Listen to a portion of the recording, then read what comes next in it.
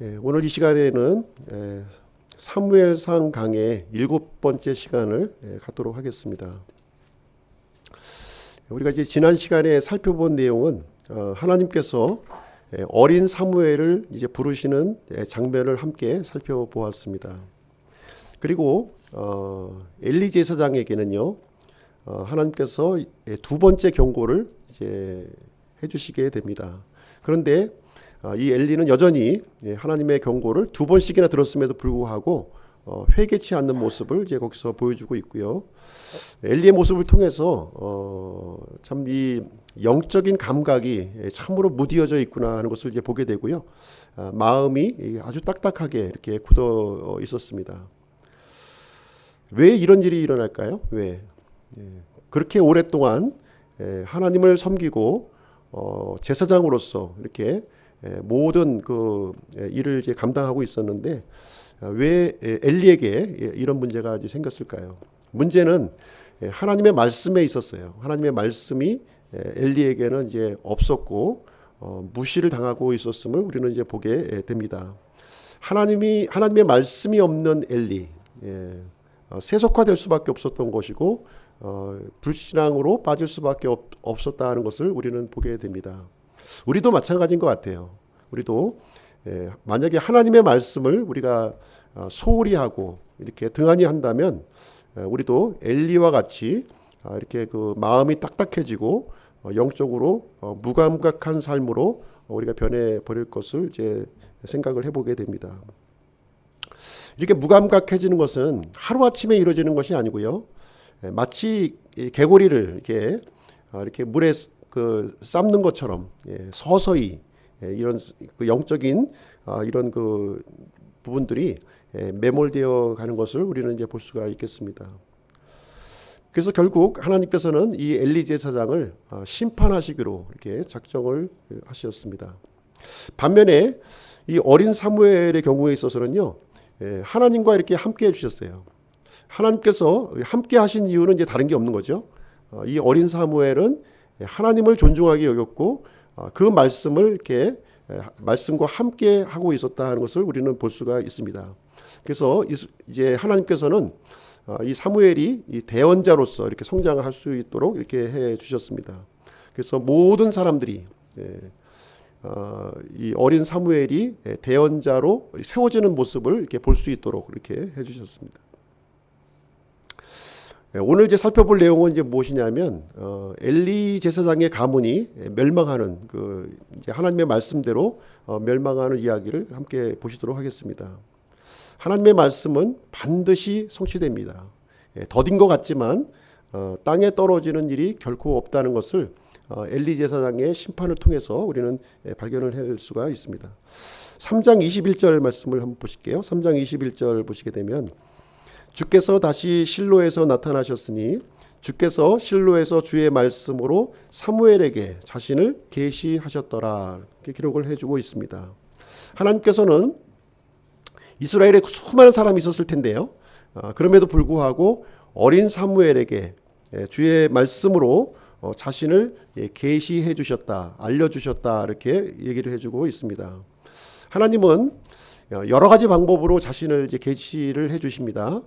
직접 이렇게 나타나셔서 이렇게 계시하는 경우도 있고요. 이렇게 그 사무엘처럼 하나님의 말씀을 통해서 이렇게 자신을 계시해주는 방법도 있습니다. 때로는 환상이나 꿈으로 이렇게 전달하시기도 하고요. 환경이나 사람을 통해서도 이렇게 전달하시게 됩니다. 특별히 주의 말씀으로 이렇게 계시하셨다 이런 뜻은 사무엘을 대언자로 이렇게 세워주셨다는 것을 우리는 이제 생각해 볼 수가 있고요. 사실 그 사무엘은 세 가지 직무를 다 수행합니다. 대언자의 직무, 제사장의 직무, 그리고 사사의 직무를 이제 다 이제 수행함으로써 예수 그리스도를 예표하는 그런 인물이 되겠는데요. 특별히 사무엘은 그 중에서도 이 제사장의 직무, 이 그 대언자의 직무가 이렇게 강조가 되고 있는 것을 볼 수가 있겠습니다. 하나님께서는 우리 개인이나 또 공동체에게나 완벽한 계획을 하나님께서는 이제 가지고 계시다는 사실이죠.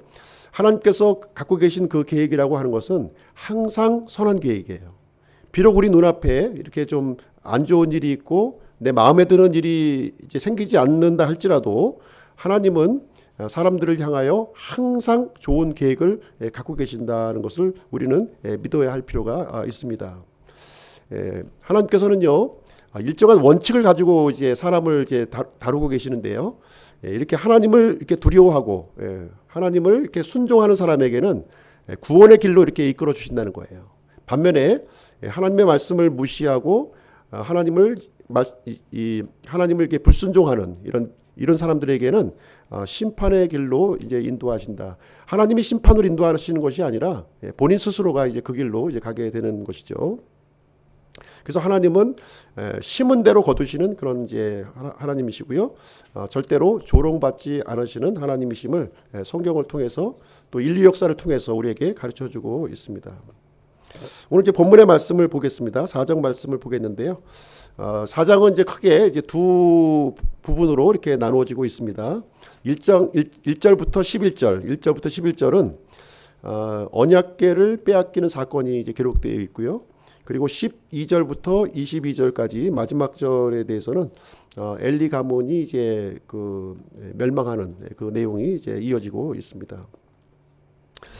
블레셋과의 전투에서 이스라엘 백성들이 이제 패배하는 장면이 기록되어 있는데요. 한번 1절, 2절 한번 보겠습니다. 1절, 2절.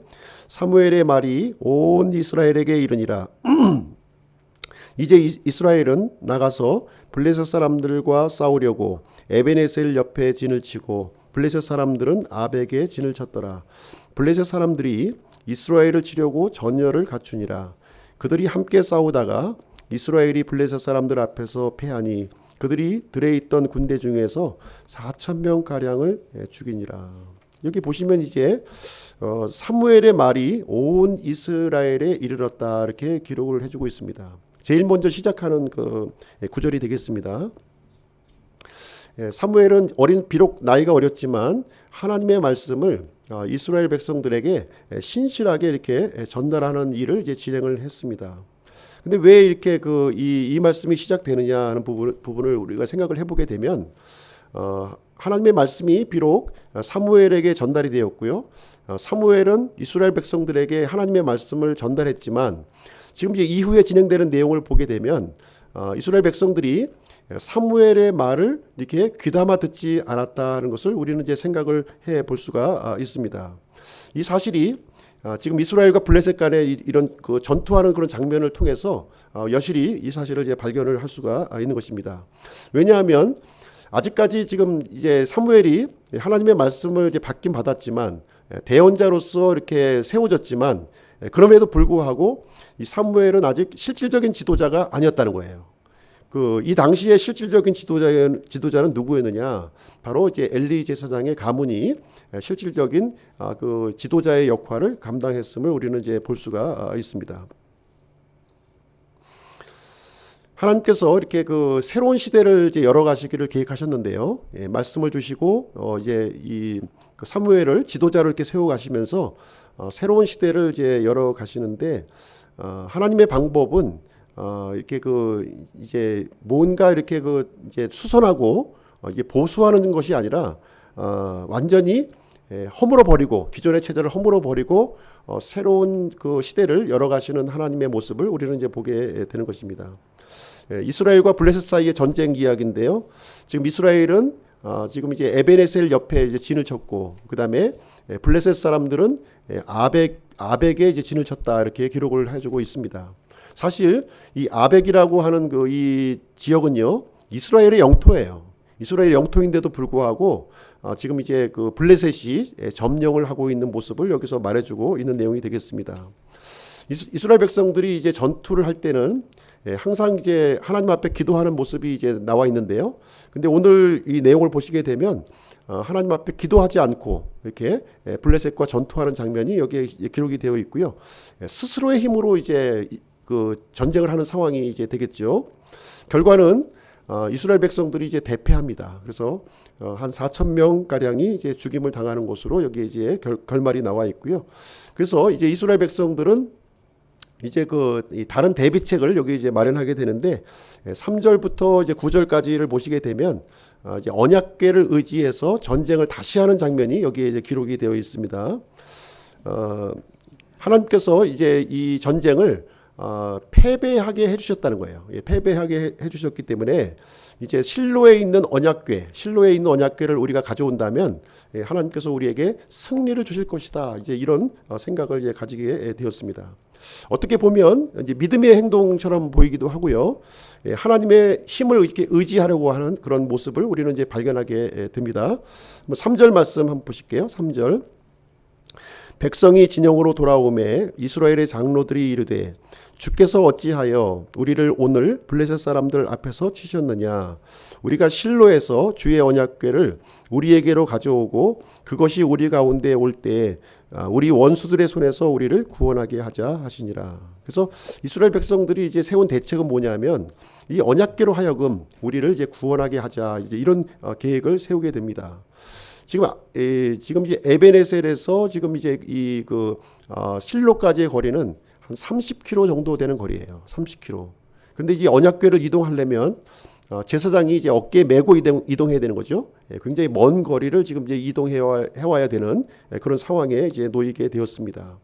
그래서 이스라엘 백성들은 언약궤만 가져온다면 우리는 전쟁에서 승리할 것이다. 이런 확신을 이제 가지게 되었습니다. 왜냐하면 이 언약궤에 대한 이 경험이 있었던 거예요. 경험을 이제 알고 있었던 겁니다. 이스라엘 백성들이 가나안 땅에 제일 먼저 들어올 때에 언약궤를 앞세우고 가나안 땅에 들어왔습니다. 그리고 여리고성을 점령할 때에도 언약궤를 앞세워서 이렇게 전쟁을 했을 때 이 전쟁을 승리했다고 하는 사실을 이스라엘 백성들을 이제 알고 있었습니다. 이 사실을 이제 블레셋 사람들도 알고 있었죠. 이 소문에 대한 내용을 알고 있었고, 이 언약궤가 이제 이스라엘 진영에 들어오는 것을 통해서 이제 이 블레셋 사람들도 긴장을 하는 모습을 이제 보였습니다.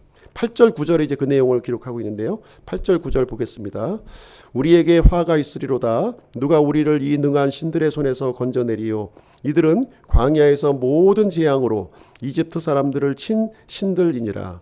오 너희 블레셋 사람들아, 마음을 강하게 하고 남자답게 행동하여 히브리 사람들이 너희에게 종되었던 것 같이 너희가 그들에게 종이 되지 아니하도록 하고 남자답게 행동하여 싸우라 하니라. 블레셋 사람들은 이 이스라엘의 하나님에 대한 두려움이 사실 있었습니다. 그래서 정신무장을 이제 단단히 하고 전쟁에 임하는 내용이 여기에 기록이 되어 있습니다. 결과는 어떻게 됐을까요? 언약궤를 이렇게 앞세우고 이게 사기가 등등한 이스라엘 백성이 승리했을까요? 아니면 정신무장으로 이렇게 전쟁에 임한 블레셋 사람들이 이제 이겼을까요? 10절 11절 그 결과를 한번 보시도록 하겠습니다. 블레셋 사람들이 싸움에 이스라엘이 패하여 그들이 각각 자기 장막으로 도망하였고 거기에 심히 큰 살육이 있었으니 거기서 이스라엘의 보병 3만 명이 쓰러졌더라. 또 하나님의 궤는 빼앗겼고 엘리의 두 아들 홈니와 비느하스는 죽임을 당하였더라. 이렇게 기록하고 있습니다. 이 전쟁의 결과를 이제 세 가지로 요약해서 이제 설명해주고 있죠. 8배나 죽은 거예요. 지난번 이 싸웠을 때는 4천 명이었는데 지금 이제 3만 명이 이제 죽게 되니까 8배가 되는 그 인원이 이제 죽는 큰 살육이 이제 여기서 발생하게 되었고요. 그 다음에 하나님의 임재를 상징하는 그 언약궤를 이제 빼앗긴 거예요. 그리고 이제 홈니와 비느하스 두 제사장이 죽임을 당하는 이야기가 여기에 기록이 되어 있습니다. 어찌하여 이런 일이 이제 벌어졌을까요? 이스라엘 백성들은 비록 언약궤를 이렇게 앞세워서 전쟁을 했지만 하나님을 신뢰하는 것이 아니었다는 것을 우리는 생각을 해볼 수가 있습니다. 하나님을 목적으로 했던 것이 아니라 오히려 하나님을 이용해서 전쟁을 승리하려고 하는 이스라엘이었음을 우리는 이제 발견을 해보게 됩니다.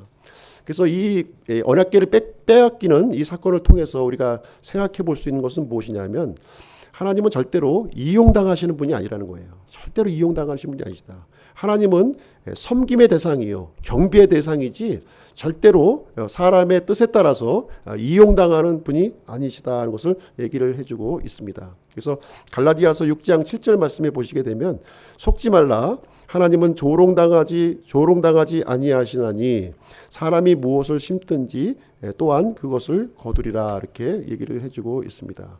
우리가 무엇을 심느냐 하는 것이 대단히 중요한 거죠. 육신에 속한 것을 심으면 우리는 육에 속한 것을 거두게 될 것이요, 영에 속한 것을 심으면 우리는 영적인 것을 우리가 거두게 될 것이다, 이렇게 얘기해주고 있습니다.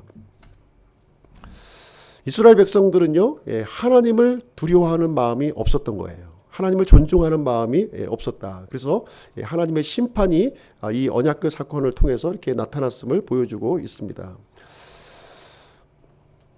그래서 이 언약궤 사건은 우리에게 중요한 교훈을 우리에게 주고 있는 것이죠. 겉으로 볼 때는 이스라엘과 블레셋 사이에 어떤 전쟁이었어요. 전쟁이었지만 본질은 거기에 있지 않았다는 거예요. 본질은 거기에 있었던 것이 아니라 바로 이제 그 하나님께서 이 전쟁을 통해서 알려주시려고 하는 교훈이 있다는 거예요. 그 교훈을 보여주시려고 전쟁이 일어났음을 우리에게 보여주고 있는 것이죠. 그래서 이 언약궤 사건을 통해서 하나님께서는 이제 새로운 일을 지금 이제 진행하고 있는 모습을 우리는 보게 됩니다. 당장은 이스라엘 백성들이 수많은 사람들이 이제 죽임을 당했고 전쟁을 패배했지만 좀 더 큰 이 그림을 보게 된다면 하나님은 이것을 통해서 새로운 일을 이루어 가시고 있는 모습을 우리는 보게 됩니다. 이 불신의 이스라엘 백성들을 심판하셨고요. 그리고 하나님을 조롱하는 이 엘리 집안을 또 심판하시게 되는 그 모습을 우리에게 보여주고 있습니다. 반면에 또 하나님을 존중하고 있는 이 어린 사무엘의 시대를 또 이렇게 새롭게 열어가시는 하나님의 모습이 여기서 이제 발견되어지고 있는 것이죠. 이 전쟁에 이어서 이제 엘리의 집안이 이제 멸망하는 내용을 한번 보시도록 하겠습니다. 12절부터 22절까지 이제 그 내용이 기록되어 있는데요. 엘리가 이 전쟁에서 패배한 소식을 이제 듣자마자 이제 엘리가 이제 죽는 장면이 여기에 기록이 되어 있습니다. 14절, 15절 한번 보실게요. 14절, 15절. 엘리가 그 부르짖는 소리를 듣고 이르되 이 소동하는 소리는 무엇을 뜻하느냐 하니 그 사람이 속히 와서 엘리에게 고하니라. 이제 엘리는 98세더라. 그가 눈이 어두워서 보지 못하더라. 지도자는 이렇게 이 눈에 나타난 현상을 보는 것이 아니라 이렇게 본질을 우리가 볼 수 있어야 됩니다. 근데 이 엘리의 모습을 보시게 되면 엘리는 지금 나이가 들었고 지금 눈이 어두웠고 몸이 이렇게 이제 무거웠다, 이렇게 기록을 해주고 있는 것이죠.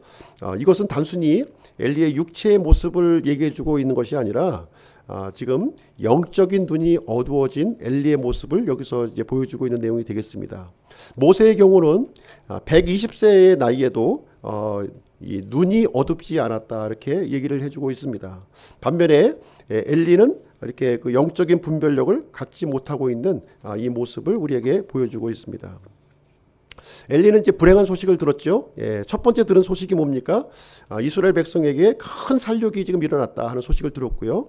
두 번째 들은 소식은 뭐냐면 홈리와 비느하스가 죽었다는 소식을 이제 들은 거예요. 세 번째 소식, 하나님의 궤를 빼앗겼다는 소식을 듣자마자 엘리는 의자에서 뒤로 넘어져 가지고 목이 부러져서 죽었다, 이렇게 여기에서 기록하고 있습니다. 엘리의 생애가 이렇게 아주 간략하게 요약이 되어 있죠. 지금 나이가 98세가 되었고요.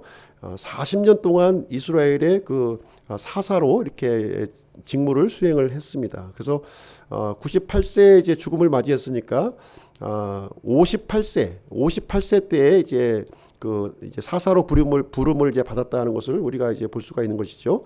40년 동안 이스라엘 백성들을 이제 사사로 통치를 했습니다. 그 누구보다도 하나님의 은혜를 이렇게 입었던 사람이 바로 엘리의 집안이었어요. 하나님의 이 은총과 백성들의 신망을 한 몸에 이렇게 담고 있었던 그런 가문이었습니다.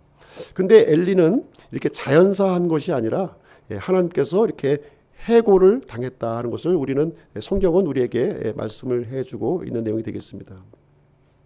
하나님은 결코 언약궤와 함께하지 않았다고 하는 사실이에요. 언약궤와 함께하지 않았습니다. 하나님께서 함께한 곳은 어디냐면 성막도 아니었고요. 이 언약궤도 아니었고 어린 사무엘과 지금 함께하고 있는 모습을 여기서 보여주고 있는 것입니다. 하나님은 믿음의 사람과 이렇게 함께하고 있다고 하는 사실입니다. 오늘날에도 마찬가지죠. 이 교회 건물에 하나님이 계신 것이 아니죠. 또 더군다나 십자가에 또 하나님이 임재하고 있는 것도 아닙니다. 하나님을 믿는, 신실하게 믿는, 하나님을 두려워하고 하나님의 말씀을 순종하는 그 사람들과 함께하고 있다고 하는 사실을 우리는 기억할 필요가 있습니다. 물론 우리가 하나님을 이제 섬기려면 이렇게 건물도 필요하고 성막도 필요하고 여러 가지가 필요합니다. 그러나 하나님의 하나님보다 더 앞세워서는 안 된다는 사실이죠. 하나님을 더 우리가 소중하게 여겨야 할 것입니다. 그래서 우리가 믿음 생활할 때 하나님이 없는 건물, 하나님이 없는 헌금, 하나님이 없는 봉사, 하나님이 없는 사역, 하나님께서는 그러한 것들을 이렇게 가증히 여기신다는 것을 우리는 생각해 볼 수가 있습니다. 우리가 이제 이 믿음과 형식이 이렇게 충돌할 때가 있어요. 형식도 중요하고 믿음도 중요한데 이 둘이 이제 충돌할 때는 우리는 항상 본질을 우리가 이제 붙잡아야 되는 것을 이제 우리에게 가르쳐 주고 있습니다. 절대로 이제 본질을 놓쳐서는 안 되는 것이죠. 믿음의 본질은 무엇입니까? 믿음의 본질은 우리가 하나님과 올바른 관계를 맺는 거예요. 이 보이지 않는 하나님과 올바른 관계를 맺는 것이고요. 말씀에 순종하는 자리가 바로 이 믿음의 본질이 되겠습니다. 또한 이 사람들과도 올바른 관계에 놓여져 있어야 되는 것이죠. 사람들과 올바른 관계는 바로 이 사랑의 이 자리를 통해서 우리가 함께 그 올바른 관계를 놓일 수가 있습니다. 결국 이 하나님의 영광이 이제 이 떠나가는 장면이 이제 여기에 기록이 되어 있는데요. 19절부터 22절 한번 보겠습니다. 먼저 19절 한번 보시죠. 19절을 보겠습니다. 그의 며느리 엘리의 며느리겠죠. 곧 비느하스의 아내가 아이를 가져 해산할 때가 가까웠더라. 그녀가 하나님의 궤를 빼앗긴 것과 자기 시아버지와 남편이 죽었다는 소식을 듣고 몸을 구부린 채 산고를 겪었으니 이는 그녀에게 고통이 임하였기 때문이더라. 이 비극적인 소식이 비느하스의 아내에게 전달이 되었습니다. 막 산통을 겪고 있는 그런 상황에 이제 있었는데요. 이 세 가지 아주 불행한 소식을 이제 들었죠. 하나님의 궤를 빼앗겼고, 그 다음에 시아버지가 죽었고, 남편이 죽은 소식을 이제 듣게 되었습니다. 그때 이제 이 여인의 반응을 한번 보겠습니다. 20절. 그녀가 죽을 때에 그녀의 옆에 섰던 여인들이 그녀에게 이르되 두려워하지 말라. 내가 아들을 낳았다 하되 그녀가 응답하지도 아니하며 거기에 주의를 기울이지도 아니하고 말하기를 영광이 이스라엘에게서 떠났다 하며 그 아이의 이름을 이가봇이라 하였으니 이는 하나님의 궤를 빼앗겼고 또 자기 시아버지와 남편이 죽었기 때문이더라. 또 그녀가 말하기를 하나님의 궤를 빼앗겼으므로 영광이 이스라엘에서 떠났다 하더라. 이 엘리의 며느리가 이제 아들을 낳았어요. 아들을 낳았는데도 전혀 기쁘지 않은 거예요. 전혀 기쁨이 없고 그 이름을 이제 이가봇이라고 이렇게 지었는데 이가봇이라고 하는 이름의 뜻은 영광이 떠나갔다 하는 뜻이 되겠습니다. 지금 여기 영광이 떠나갔다는 말을 지금 두 번씩이나 반복하는 내용이 여기에 기록이 되어 있습니다. 그 이유가 무엇인가요? 그 이유를 설명하고 있어요. 시아버지와 남편이 죽었기 때문에 하나님의 영광이 떠나갔다는 거예요. 그리고 이 언약궤를 빼앗겼기 때문에 하나님의 영광이 떠나갔다. 이렇게 지금 이제 얘기를 해주고 있는데 사실 그 엘리의 며느리의 얘기를 통해서 볼 때 이 언약궤에 대해서 대단한 오해를 하고 있다 하는 사실을 우리는 이제 볼 수가 있는 것입니다. 언약궤를 빼앗겼기 때문에 그리고 이 시아버지와 남편이 죽었기 때문에 하나님의 영광이 떠난 것이 아니라 하나님의 영광은 진작 떠난 거예요. 하나님의 영광이 진작 떠났기 때문에 이 언약궤를 빼앗기는 일이 발생이 되었고 시아버지와 남편이 죽는 일이 발생이 되었다.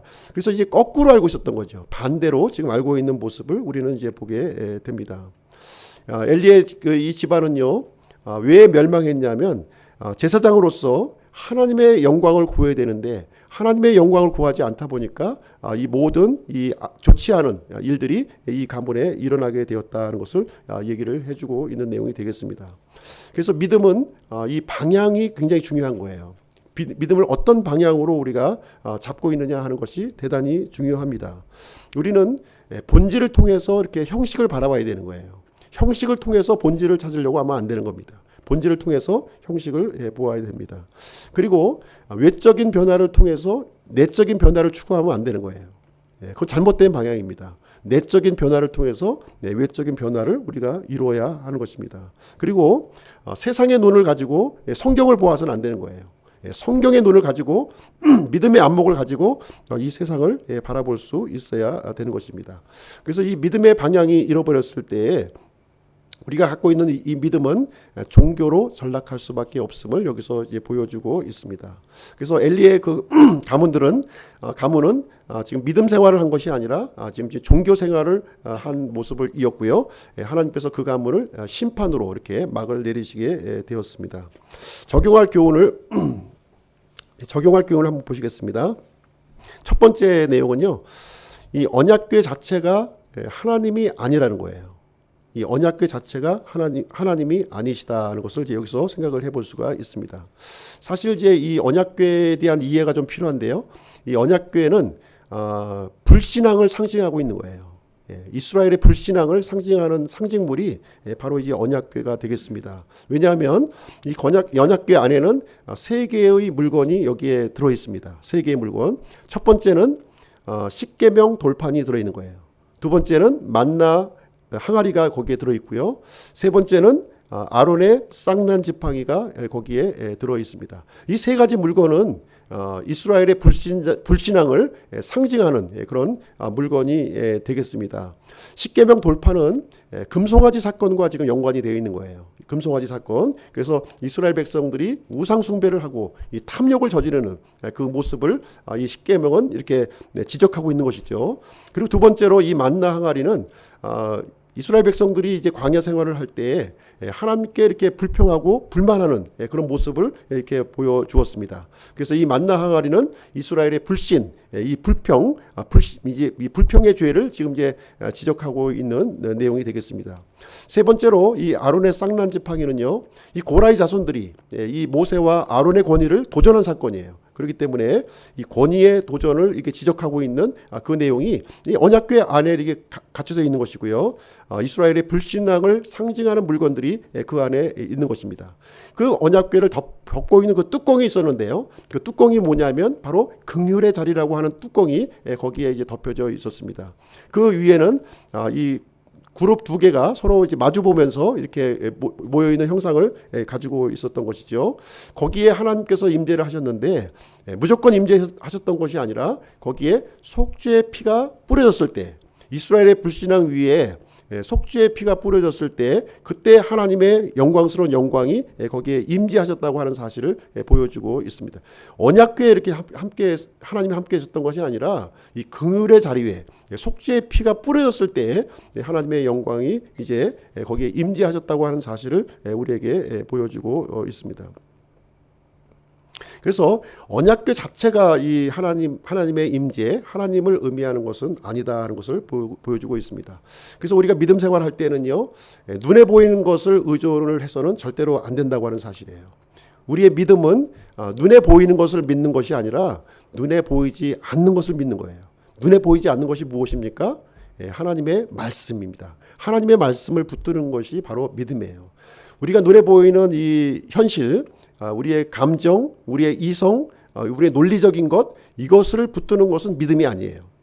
이것이 믿음이 아니라 내가 이성적으로 이해가 가지 않고 감정적으로 용납이 안 된다 할지라도 하나님의 말씀을 붙드는 것, 그것이 바로 믿음이 되겠습니다. 두 번째로 우리가 적용할 교훈을 말씀드리면 사람의 실패가 하나님의 실패를 의미하는 것은 아니다는 것입니다. 지금 이스라엘 백성들은 블레셋과의 전투에서 분명히 패배를 했죠. 또 하나님의 임재의 상징인 이 언약궤마저도 이제 빼앗기게 되었어요. 그럼에도 불구하고 하나님께서 실패하신 것이 아니다 하는 것을 여기서 우리에게 가르쳐주고 있는 내용이 되겠습니다. 오히려 이 빼앗긴 그 언약궤 사건을 통해서 이 블레셋과의 이 패배를 통해서 하나님께서는 교훈을 주고 계시다 하는 것을 여기에서 보여주고 있습니다. 무엇보다도 가장 중요한 것은 눈에 보이는 이 상징물이 아니라 하나님과의 올바른 관계가 더 중요하다는 거예요. 그걸 더 우선적으로 해야 된다는 것을 얘기해주고 있는 것이죠. 만약에 이 언약궤를 앞세워서 승리했다면 더 큰 문제가 발생이 되는 거죠. 네, 더 큰 문제. 지금 그 3만 명이 이제 죽는 것으로 이제 마무리가 됐는데요. 만약에 언약궤를 앞세워서 승리했다. 그런다면 아마 더 큰 문제가 아마 확대되었으리라고 생각이 되옵니다. 그래서 호미로 막을 것을 가래로도 막을 수 없는 그런 상황이 벌어지게 되는 것입니다. 그래서 우리는 하나님과의 그 바른 관계, 이것이 가장 중요하다고 하는 사실입니다. 종교 생활은 절대로 우리를 지켜주지 않는다는 거예요. 그래서 우리는 말씀에 순종하는 자리, 하나님을 존중할 때 우리를 존중하게 여기시고 우리를 높여준다고 하는 사실을 우리는 이제 그 생각해야 되는 것이고요. 하나님의 말씀을 붙드는 그러한 믿음을 우리가 간직해야 되리라 생각합니다. 마지막으로 세 번째 교훈은 사무엘이 실질적인 지도자가 되었다는 거예요. 이 언약궤 사건, 언약궤가 빼앗기는 이 사건을 통해서 하나님께서는 이 사무엘의 시대를 이제 열어주신 거죠. 엘리 시대를 이렇게 종식시키고 새로운 시대를 열어주게 됩니다. 그래서 이 언약궤가 이제 끝난 이후에는 이제 그 사무엘을 실질적인 이스라엘의 지도자로 이렇게 세워 주시게 됩니다. 사무엘상 2장 30절을 보시게 되면 이 그 사무엘기 전체를 이끌고 가는 그런 말씀인데요. 사무엘상 2장 30절을 보시게 되면 나를 존중히 여기는 자들을 내가 존중히 여기고 나를 멸시하는 자들을 소홀히 여기리라 이렇게 기록을 해주고 있습니다. 그래서 여기 이 사건을 통해서 알려주시는 것은 무엇입니까? 하나님을 멸시했던 엘리와 그리고 엘리의 그 두 아들을 하나님께서는 심판하셨다는 거예요. 왜 심판했습니까? 하나님을 멸시하고 하나님을 조롱했기 때문에 심판을 했다는 거예요. 반면에 나이는 비록 어린 사무엘이었지만 하나님을 존중하고 하나님의 말씀에 순종했던 이 사무엘은 이스라엘의 지도자로 높이 세워주시는 하나님을 우리는 보게 되는 것입니다. 자, 결론을 좀 말씀드리겠습니다. 지금 이제 이 사무엘기 4장을 통해서 엘리 시대를 이제 종결 짓고요. 새로운 사무엘 시대를 열어가시는 하나님의 모습을 보여주고 있습니다. 하나님의 주권을 가지고 이스라엘의 역사를 지금 이제 인도해 가시고 있는 것입니다. 그러면 이제 이 빼앗긴 언약궤, 블레셋 진영으로 빼앗긴 언약궤는 과연 어떻게 되었을까요? 그 내용은 다음 시간에 그 내용이 이제 우리가 살펴보게 될 것입니다. 우리가 하나님 앞에 이 겸손한 마음으로 나를 낮추고 이 부드러운 마음으로 하나님을 신실하게 순종할 때에는 우리를 높여주시고 우리를 존중히 여겨주신다는 하나님의 약속의 말씀이 있습니다. 이 말씀 굳게 붙드시는 기쁨 침례교회 성도님들이 되시기를 주님의 이름으로 축복드립니다.